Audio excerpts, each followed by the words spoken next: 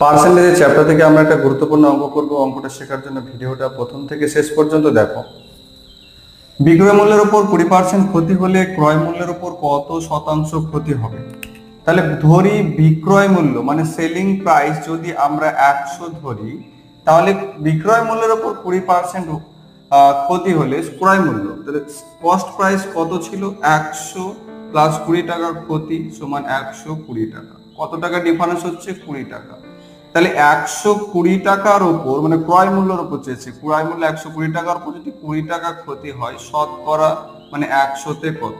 তাহলে এই শূন্য কাটা, 2 দিয়ে কাটলে 6 হচ্ছে, এটা কাটলে কত হচ্ছে? 50 দুগুণে 100, 3 দুগুণে 6, তাহলে 50/3।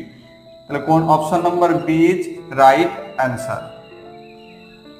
অঙ্কটা যদি ভালো লাগে এরকম আরো নিত্য নতুন ভিডিও পেতে চ্যানেলটিকে ফলো করো।